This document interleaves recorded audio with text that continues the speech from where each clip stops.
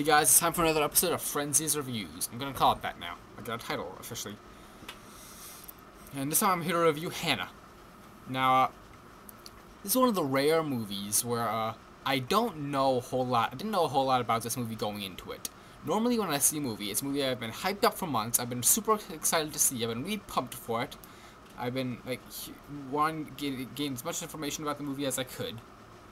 Here, I didn't know a whole lot about this movie, and I just figured, take a chance, see it, because the reviews were very, very, very good for this movie, and I figured, well, the reviews say it's that good, it must be awesome. So I'll take a chance on this. I'll check it out. The only other movie I took a chance on was the Spiderweb Chronicles, which is a movie I ended up liking. But I'm not comparing Hanna to the Spiderweb Chronicles because Hanna is by far the superior film. Hanna is, in my opinion, one of the best movies of the year. I mean that. That's my critics quote for this episode. It was, I think the biggest strength of this movie is Saoirse.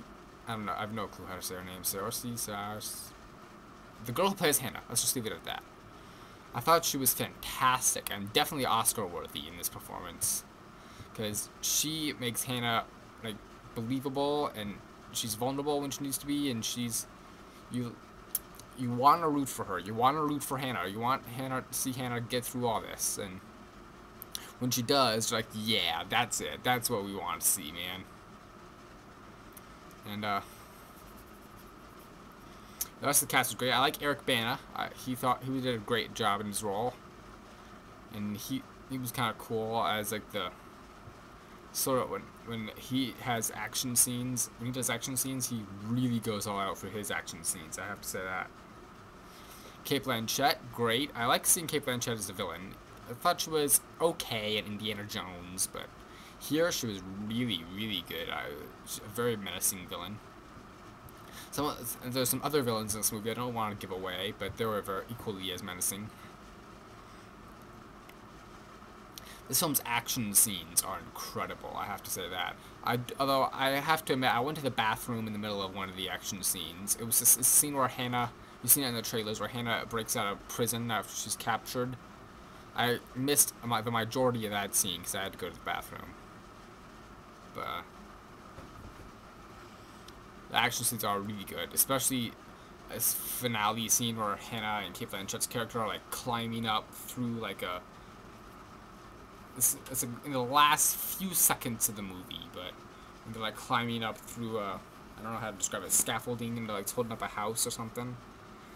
And an especially cool action scene is a one-shot scene where Eric Bana fights off a whole horde of guys. That was just like one of the most badass things ever. In fact, that's the kind of word to describe this movie. It's pretty badass. It has some really cool scenes, some really intense, awesome stuff, some very striking imagery, great music by the Chemical Brothers. I liked that. If I had any complaints about this movie, is that there was a large chunk, fate of like a certain character, a couple characters were left unknown, which I did not like, because these are characters we know about, and these are characters we followed for a good chunk of the movie, and they just disappear after one scene, and it's kind of left up to the audience to know what happened to them. And I don't like things that are left to the imagination. I like to see what happened, with the rare exceptions like Inception. Inception's an exception. Cheap joke. And a lot of people have been comparing this to like the Bourne movies. I would definitely say that this movie definitely feels like a Bourne movie. It has some intense action scenes. Luckily, not any shaky cam, which is a relief. It has a globe-hopping, very tough, interesting lead that you want to root for. And, back to complaints. I thought it was, like Take Me Home Tonight, I thought this could have used some more resolution at the end. Like, it just, at the end, the movie just sort of stops, and I would have loved to seen it go on, like, to see what would happen to the character after that. But I have to give this 4.5 stars. This was one of the best movies of the year. Definitely one of the cooler movies of the year. If you're looking for, what I really loved about this movie was the first half of it.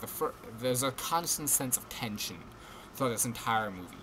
And then when it finally gets the action, there's always just tension. Even in the action scenes, there's tension.